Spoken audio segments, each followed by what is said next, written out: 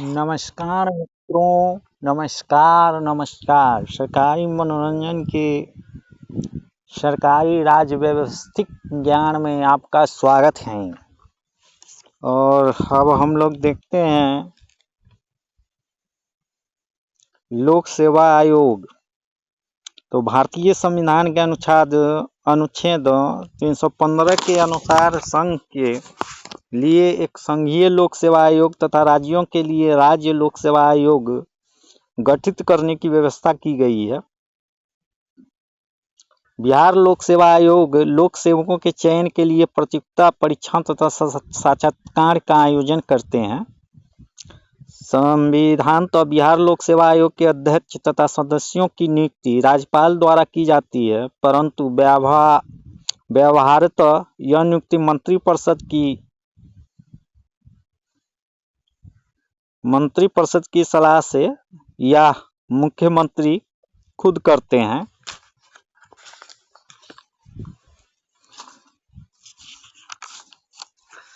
भारतीय संविधान के अनुच्छेद 316 के अनुसार लोक सेवा आयोग के कम से कम आधे सदस्य ऐसे होने चाहिए जो भारतीय सरकार अथवा राज्य सरकार के अधीन कम से कम 10 वर्षों तक सेवा कर चुके हों। बिहार लोक सेवा आयोग के अध्यक्ष तथा सदस्य 6 वर्ष तक या 62 वर्ष की आयु पूरी होने इनमें से जो भी पहले हो तक अपने पदों पर कार्य कर सकते हैं। अध्यक्ष तथा सदस्य को एक बार अपना कार्यकाल पूरा करने के बाद उसी पद पर पुनः नियुक्त नहीं किया जा सकता है।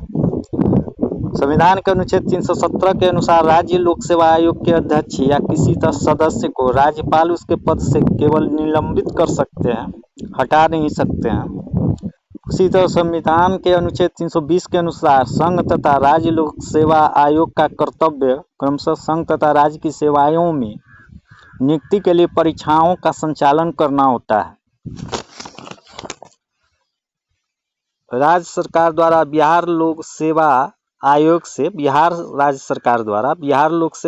से निम्न विषयों जैसे कि राज्य के सैनिक सेवाओं में भर्ती की रिक्तियों से संबंधित विषय, असैनिक सेवाओं के सदस्यों की पदोन्नति, स्थानांतरण, नियुक्ति इत्यादि विषयों, राज्य सरकार की असैनिक सेवाओं के सदस्यों के अनुशासन संबंधित विषयों पर या फिर सरकारी पद पर रहते हुए की गई किसी सेवा के लिए सरकारी कर्मचारियों द्वारा विधि या कानूनी कार्य के खर्चे के लिए दावे आदि पर परामर्श लिया जा सकता है।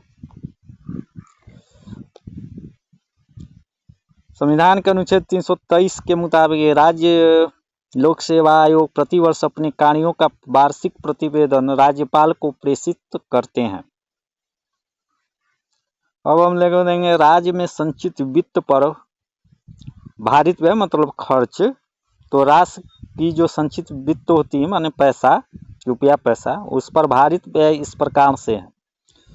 राज्यपाल की परिलब्धियां, वेतन भत्ते तथा संबंधित अन्य व्यय, राज्य पर ऋण आदि से संबंधित व्यय, उच्च न्यायालय के न्यायाधीशों के वेतनों और भत्तों के मद में व्यय, विधानसभा के अध्यक्ष तथा उपाध्यक्ष व विधान परिषद के सभापति तथा उपसभापति के वेतन और भत्ते,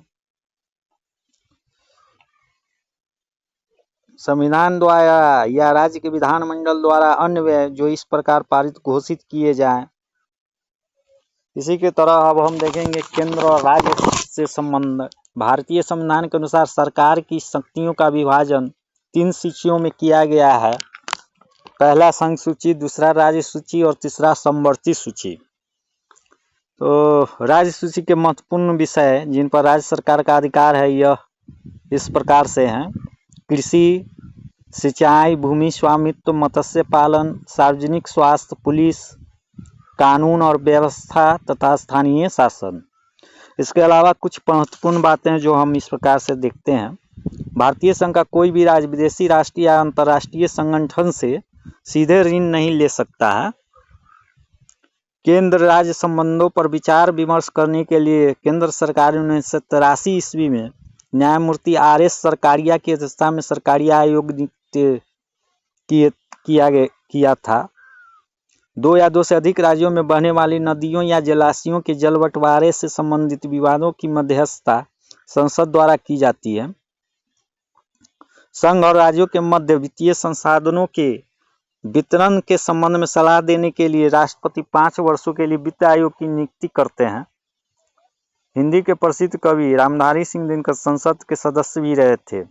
डॉक्टर राजेंद्र प्रसाद संविधान सभा के स्थायी सभापति थे। 1956 ईस्वी में राज्य पुनर्गठन अधिनियम पारित किया गया था। संसद किसी भी राज्य का नाम परिवर्तित कर सकता है अथवा किसी भी राज्य का क्षेत्र घटा या बढ़ा सकता है। संविधान की 8वीं अनुसूची में मैथिली सहित 22 भाषाओं को सम्मिलित किया गया था। संप्रति भारतीय संघ में राज्यों की संख्या 28 तथा केंद्र शासित क्षेत्रों की संख्या 7 है। योजना आयोग संवैधानिक निकाय नहीं होता है। प्रधानमंत्री योजना आयोग का पदेन अध्यक्ष होते हैं। राजभाषा आयोग का गठन राष्ट्रपति करते हैं। राजभाषा आयोग में 22 सदस्य होते हैं। तो ये सब जो है अब इसे शायद बदल दिया गया, प्रधानमंत्री योजना आयोग ये सब का नाम कुछ और कर दिया गया है। तो इसी के साथ इस कड़ी को यहीं पर समाप्त किया जाता है।